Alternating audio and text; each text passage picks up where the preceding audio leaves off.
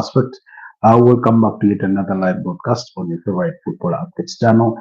It's a pleasure to be here. It's a pleasure to always be back on this beautiful Friday morning to speak morning sports. I hope you're all doing well. Hope everything is okay with you. Allow me do the honors of having our audios tested before we can move forward any further with today's engagement that will revolve around what's to come in the weekend with mentions of what did transpire last night in as far as football was concerned. Looks like our audio test is okay and everything does check out. Then uh, LFC says can't stay going to Belfast with school. Oh, Belfast. I've heard of that place before. Remind me, where is it? Belfast? Is that like, is that in Scotland or Ireland? I've heard of it in context with the royal family. That's in the context in which I've had it. But yeah, I wish you a safe journey, a safe trip. I wish you a safe trip on in that regard, you know. Anyways, yeah, like I was saying, it's a beautiful, beautiful, uh, beautiful Friday morning, 40 minutes past the hour of 9 p.m. Sorry, 9 a.m. here in Kampala, Uganda, where I hope it's about 7:40 a.m. Over there in the UK, and that's why LFC is rushing out to school to catch his trip to Belfast. Like I said, I've had that name in context with the royal family. Guys, you'll forgive me. It appears that I'm catching a cold. Somebody so close to me decided, some little one decided to bring me flu, and it never does me well. It never does me well. So you'll indulge me as I struggle through this. I do not know how bad it's going to be, but I hope for the best that it won't be that bad. But yeah, where do we even start it all? Like I said, we will start on the front of the results from last night, where we did witness Barcelona beat up against Real Oviedo by 3 goals to 2. Sorry, by 3 goals to 1. Reina opened the scoring for Real Oviedo, while Eric Garcia squad for the equalizer, and then Robert Lewandowski with a brilliant header. You know, I mean, beautiful game of football they did play out there. And then Ronald Araujo was the goal scorer for the third goal there to seal the victory for Barcelona as they registered their 50th victory this season. Of course, they've managed 5 wins and 1 draw, which puts them 2 points behind the perfect Real Madrid, who have won 66. Speaking of Real Madrid, they will be in action over the weekend in the Madrid derby. But before we get to that, Osasuna will be up against, did share the Spurs with Elche in a 1-all draw. But also the gist was in the UEFA Europa League once again, as Go Ahead Eagles lost to FCSB by 1-0. They beat up against Brann by 2 goals to 1, while Aston Villa managed to win up against Bologna by 1-0. That goal scored by the captain John McGinn, while Oli Watkins missed a penalty in the same game. Salzburg lost to FC Porto by 1-0, while Utrecht lost to Lyon with a similar score. Victoria Pilsen and French Varos shared the spoils in a 1-all draw. Genk beat up against Rangers by 1-0, while VfB Stuttgart beat up against Celta Vigo by 2 goals to 1, and then Young Boys lost to Panathinaikos in a 4-1 thumping. That's in as far as, you know, the UEFA Europa League was concerned. Today, there are many fixtures that will be coming your way that will interest you. But before we get into that, there's a news across board from Liverpool. They managed to secure the future of Rio Ngumoha.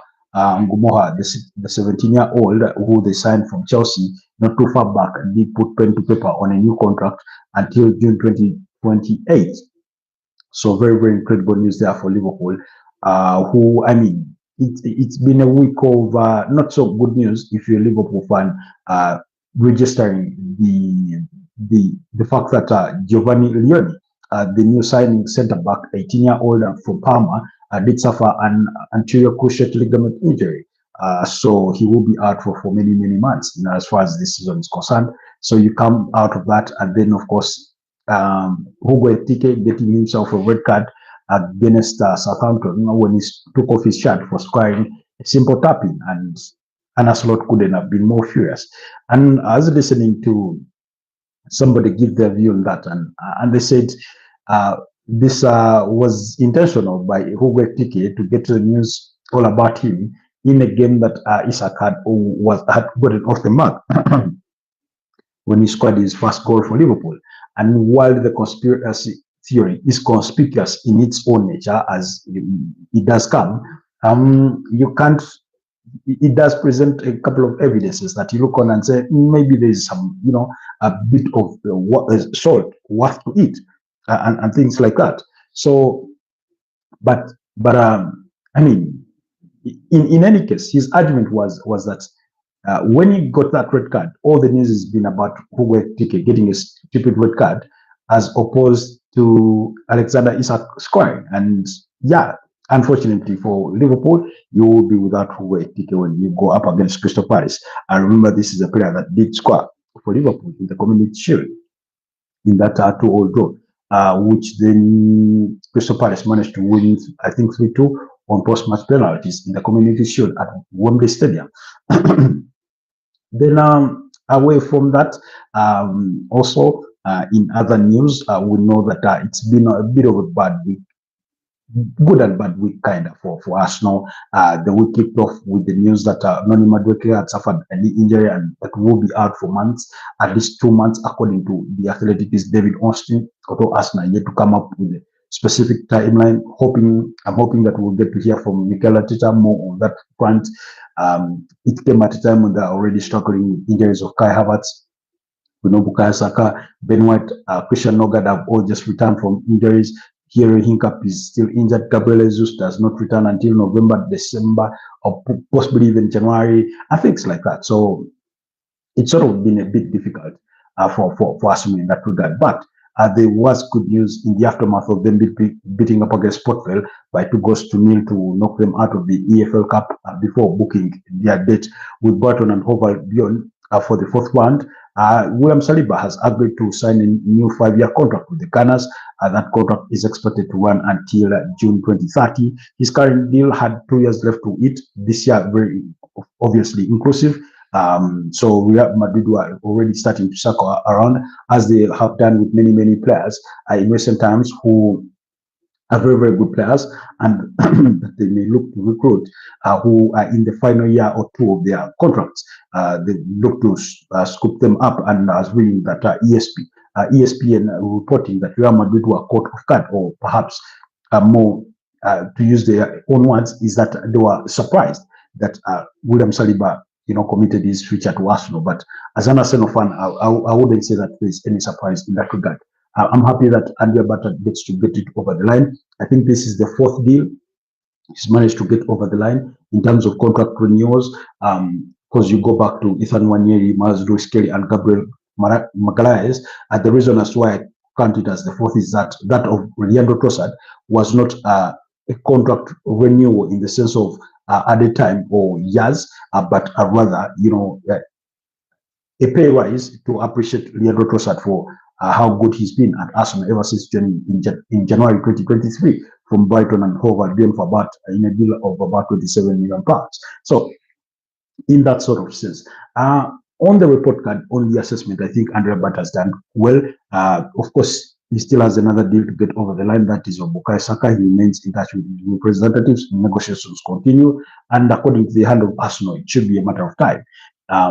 Then the reason as why, for me, I'm not surprised, particularly for William Saliba, is what he knows. What he wants to win titles, major titles, and he's said this before, that you may be very good, but if you do not win anything with Arsenal, you won't be winning. And he knows that one too well. But also, looking at the kind of investment that Arsenal, did in the course of the summer, I think it's one that gives you hope as a player who plays for Arsenal to say there is ambition here. Yes, we've not yet won, maybe for this reason or the other, but at least we love the manager, we trust the manager, but also the club is doing its best to sort of invest in the squad. I look at that financial outlay that saw the incoming of 8 players: Kepa Arrizabalaga, Christian Mosquera, Noni Madueke, Martin Zubimendi, Victor Gyökeres, Eberechi Eze, Pierre Hingap. You look at all that and think to yourself, yeah, this is some good addition to the team, something that sort of gives you hope that the club are in it for the great. For those of you that are entrepreneurs, because I'm trying to look at it in that perspective, when you're very very convinced about your idea and you have what they call salt in the game, you invested in your own capital, then while it may not be that easy, but I think it makes it slightly easier to convince others to invest in you. So particularly, that's what Arsenal have done in this particular case. They've invested in themselves and now are hoping that players will reciprocate that by committing their long-term futures to the club. And so far, so good on that regard. Away from that as well, in regards to contracts and stuff.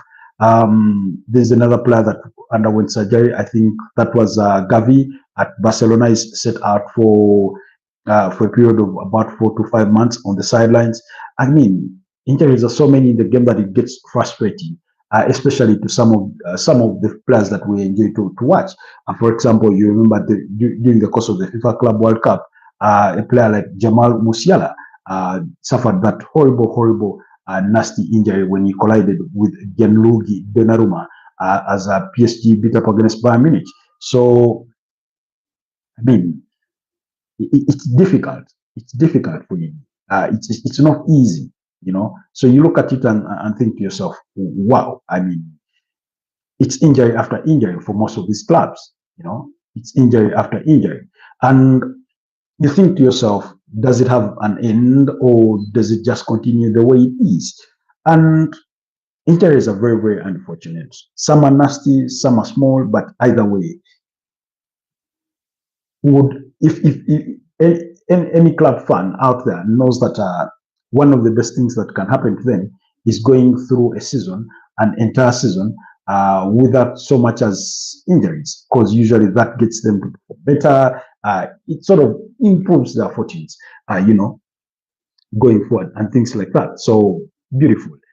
Anyways, away from all that, like I said, today discussion will revolve pretty much around what's to come in as far as the weekend games are concerned. But what way to start than on Friday night football, because Girona will be up against Espanyol. Remember, Girona's last game was a 1-1 draw against Athletic Bilbao, but Girona is bottom of the La Liga standings. Espanyol looking for yet another victory in this game. They do come in this fixture with what appears to be a pretty decent start to the campaign. 6 games played, 3 games won, 2 draws, and 1 loss, only with a tally of 11 points. So they would be thinking that if they do win that game against Girona, they can move up to third place to leapfrog Villarreal, who have 13 points after 6 games. So it will take them to 14 points, essentially. That should be their motivation going into that fixture. Meanwhile, Bayern Munich, who are already leading the standings in as far as the German Bundesliga is concerned, 4 games scored, 4-1, 0 defeat, 0 losses, 18 goals scored, only 3 conceded. I mean, that's just stellar performance. 12 points. Then Borussia Dortmund come in second, but tonight, Bayern Munich will be up against Werder Bremen, who are 14th on the German Bundesliga log with a mere 4 points after 1 win, 1 draw, and 2 losses to the start of the campaign. Now, do not be dissuaded by the positions on the league table. Werder Bremen versus Bayern Munich is usually a fixture that tends to possess a big contest than you can actually imagine. It's one of those big games in German football. that usually gives fans what they pay for to watch it. Anyways, in the French League One, Strasbourg will be at home against Olympique Marseille. Olympique Marseille in their last game beat up against PSG by a goal to nil. That was on Monday when Ousmane Dembele was over the other side winning the Ballon d'Or. He missed that game, and the likes of Beasley Doe were absent on that fixture. Anyways, so yeah, those are some of the key games to come your way tonight. And as far as league football is concerned, of course, there will be other games for people that bet, but we won't dwell so much on that. Quickly, let's go to the Premier League because match day 6 does get underway tomorrow with Manchester United in the early kickoff at 2:30 p.m. East African time when they played away at the GTEC Stadium against Brentford. Chelsea will be at Stamford Bridge against Brighton and Hove Albion, while Crystal Palace at Selhurst Park will entertain Liverpool. Leeds United at Elland Road will be up against FC Bournemouth, while Manchester City at the Etihad Stadium will entertain Burnley. Nottingham Forest will be at home to take on Sunderland, while Wolverhampton Wanderers travel to Tottenham Hotspurs. Now, Chelsea, Crystal Palace, Leeds, Man City, those games all kick off at 5 p.m. East African time, while Nottingham Forest will be in action at 7:30 p.m. And then at 10 p.m., that's Tottenham Hotspurs taking on Wolverhampton Wanderers. Then away from that, Aston Villa will be up against Fulham at 4 p.m. That's on Super Sunday, while Newcastle will take on Arsenal. And then on Monday Night Football, we will have Everton take on West Ham United. In as far as those fixtures come, we will continue to digest this further in our subsequent broadcasts. But yeah, why not take a bite at this? Because I mean, there's going to be a lot of pressures this Premier League weekend. Because, for example, by the time Arsenal face off with Newcastle, if Liverpool will have won against Crystal Palace, that means they will be 8 points ahead of a second place Gunners.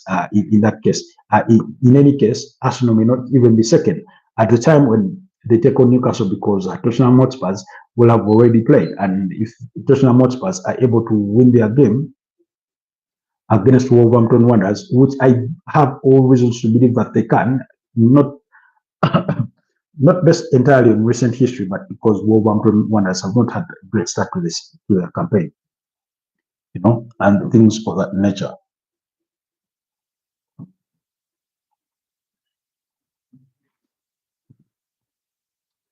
Then, of course, very, very interesting. And then Manchester City, if they win their game while they are in 9th place, then they close the gap on Arsenal. They move to 10 points, which Arsenal have. If Bournemouth can go away from home and win against Leeds United, there could be 13 points, 3 points ahead of Arsenal. So it's going to be a very, very tricky one this weekend. So, like I said, at the GTEC Stadium, Manchester United go to play Brentford. Brentford have not had the worst stats to the campaign, nor the very best, but at least they've so far performed slightly better than I would have expected. They only have 1 win, 3 losses, and a draw. I remember my prediction was that they will finish 18th on the Premier League globe and be relegated. That was my prediction. Versus the Manchester United side, who are 11th on the Premier League table after 2 victories, 1 draw, and 2 losses in the opening 5 fixtures. So it's not as bad as it looks. In any case, if Manchester United can win, equally, it will take them to the equivalent of Arsenal's points. Early kickoffs are a bit tricky, if we are being honest, but it doesn't mean that they are not winnable. Last season, you remember, Manchester United got beat by 4 goals to 3 at the GTEC Stadium when they went there, while United had won the earlier fixture by 2 goals to 1. And when you go back, it gets a bit feisty last season. But it was a 1-1 draw at the GTEC Stadium, while United have won the previous contests away, at Old Trafford. Usually, the home side tends to have the advantage in this particular fixture ever since Brentford got promoted back in 2021. So, 8 meetings between the two sides, 5 wins for Manchester United, 2 for Brighton, sorry, for Brentford, and 1 draw. That is happened. You remember in Eric Ten Hag's first season when Brentford put 4 past Manchester United, but we are talking about a different Brentford side. The one we are talking about, excuse me, the one that managed to get those kinds of results against Man United was the one that had the likes of the one with Shabani Mbomo, who are no longer at the club. Mark Flaken has since left the club. One that had Thomas Frank in charge is now Keith Andrews, who's literally scrapping, trying to scrap out results. So it's going to be a bit of a difficult game, in terms of what to expect for Man United. Usually, like I keep saying, early kickoffs are oftentimes tricky for big teams, especially when they are up against the smaller teams. Luckily, Manchester United have no excuse. They've not had any midweek action in regards to EFL Cup or Europa League or nothing like that. So they should be really, really fresh, just as much as Brentford have been, because Brentford played their Carabao Cup game as they knocked out Aston Villa 4-2 on penalties last week. So there should be no excuse. Both teams should be really, really well rested in as far as what to expect is to come away tomorrow at 2:30 p.m. Probable lineups, it's really, really hard to say, but I think I get the feeling. Of course, Manchester United will be without Casemiro. This one got a red card in that 2-1 victory against Chelsea in their last Premier League outing, while Lisandro Martinez and Diego Dalot, others continue to struggle with injuries, just as well as Gustavo Mendes struggles with a hamstring injury, and Paris Magom there did suffer a knock for that Brentford side.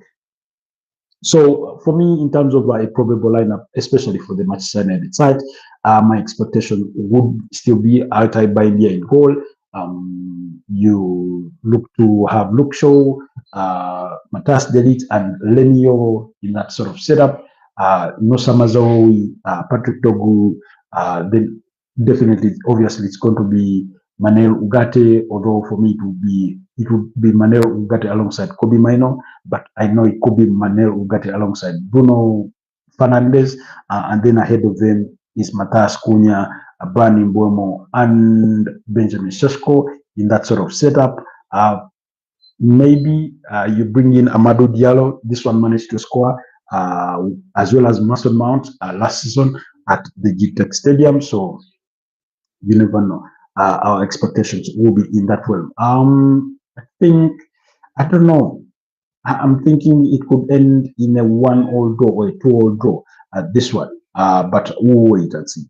I'll give you, more insights to that going into the weekend for our preview tomorrow, our extended preview. So we're trying to take a bite on some of these games so that tomorrow our focus is much different.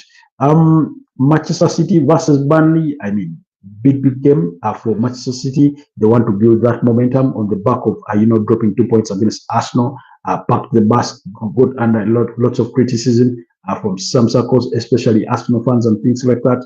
They will be hoping to play with the handbrake off when they face off with Burnley. Good for them. They already returned back winning ways when they beat up against Huddersfield Town by 2-0 in the EFL Cup at the third round. Those goals scored by Phil Foden as well as Savinho. So that a pretty much well-rested team going into this game, because it was James Trafford that started that game. Then you had players like John Stone start, players like Nico Gonzalez in that midfield. So yeah, the Savinho got to start. Divine Mukasa, who provided the assist for Phil Foden's goal, and things like that. So Matthias Nunes started that game. So yeah, they managed to rest a couple of players in there. And we know that this is a fixture that Manchester City know how to win 1-2 well. And when you look at their previous meetings, Burnley have failed to beat up against Manchester City in the last 5 meetings and have only scored 1 goal. That means that Manchester City have been able to keep a clean sheet on 4 different occasions. Last time out in as far as the Premier League was concerned, Man City beat that was around January 2024. They beat up against Burnley by 3-1 at the Etihad Stadium. Well, they had won the earlier fixture by 3-0. You go back to an earlier fixture still at Turf Moor. They won it by 2-0. Another two. The others have been 2-0 victories for Manchester City. So will they keep a clean sheet? They can. I mean, they nearly did it against Arsenal, and we know that Arsenal is a much stronger side compared to Burnley. So I expect another victory for Pep Guardiola's side to beat up against his Burnley side, maybe by 3-0 thereabout.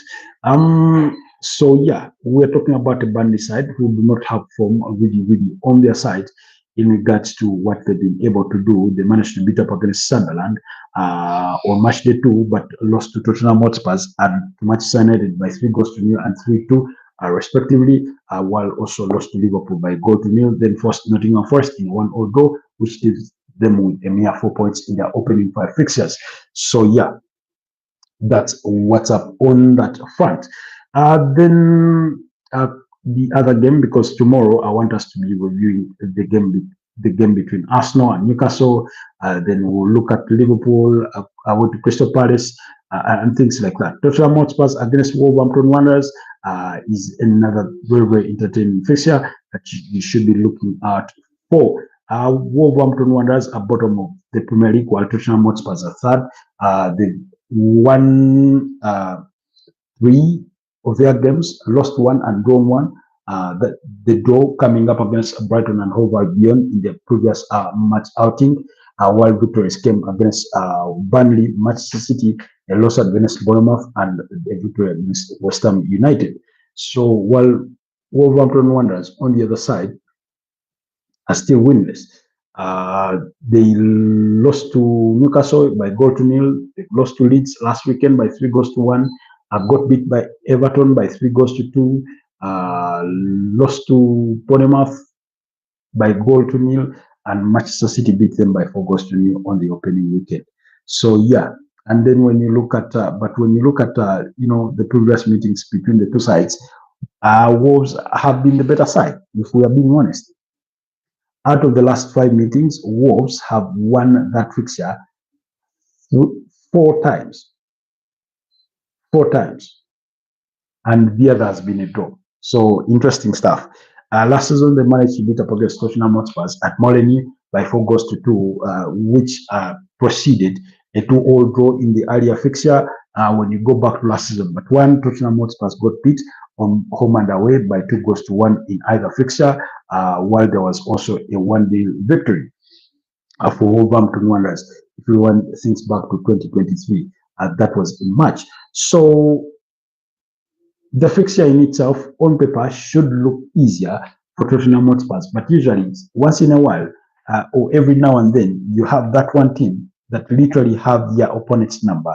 And if any recent action is anything to go by, then Wolves, you could argue that they do have Tottenham's number.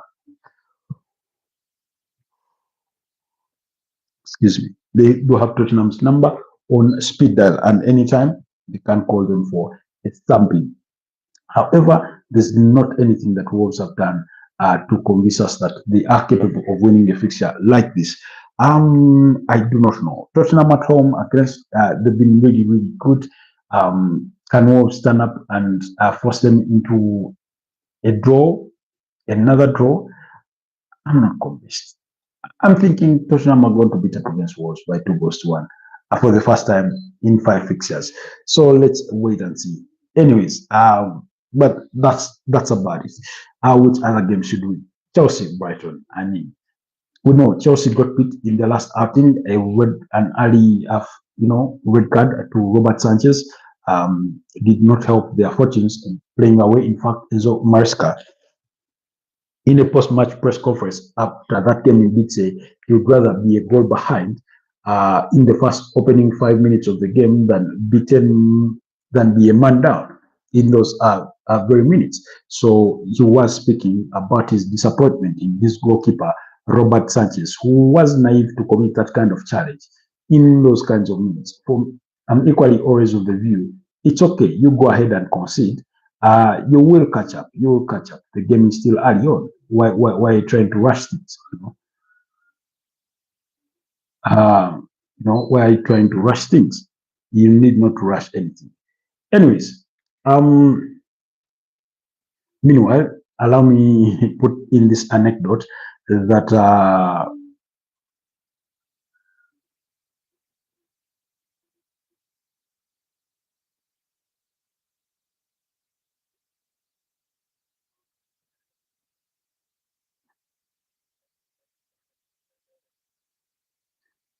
so allow me pass this anecdote that Sergio Busquets has decided to retire from professional football.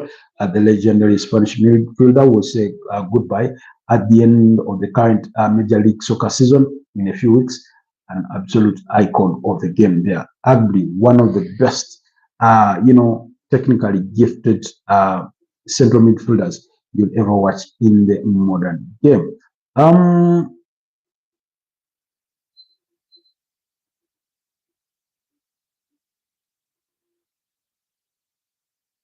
Okay. Okay. Back to the conversation about Chelsea. So Chelsea were disappointed, of course, to lose that game by 2-1. This season they've already been forced into two draws against Brentford and against Crystal Palace, while they managed to beat up against West Ham and Fulham. Fulham was a bit scandalous. Brighton on the other side squandered a 2-0 lead against Tottenham Hotspur in their last outing as they as they shared the spoils in a 2-all draw. They currently sit 14th with just one victory so far this season on the Premier League clock, 2 losses and 1 draw. Sorry, 2 losses and 2 draws. Yeah. The other draw came against Fulham on the opening weekend. They lost to Everton away and they lost to Bournemouth, but their only victory this season, came against Manchester City when they beat them by 2-1.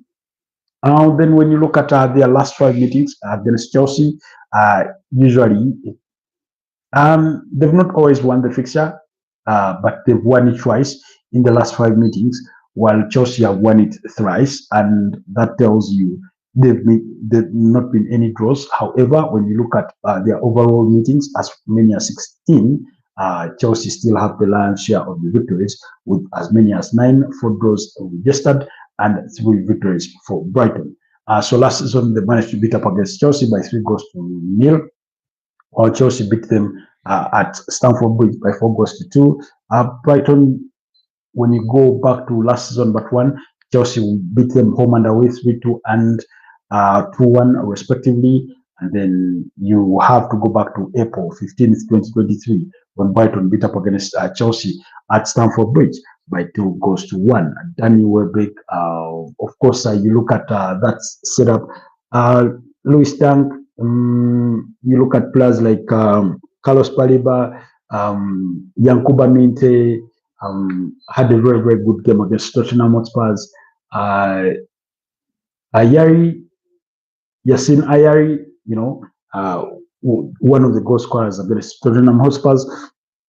But I believe Chelsea will be desperate to redeem themselves before going into their UEFA Champions League engagements the subsequent week, because they're going to be at home against Benfica on Tuesday, the 30th of September, as they welcome back their former manager in Jose Mario Felix Mourinho, who is now currently in charge of Benfica following the sacking of Bruno Lage when they lost 3-2 to Ludo.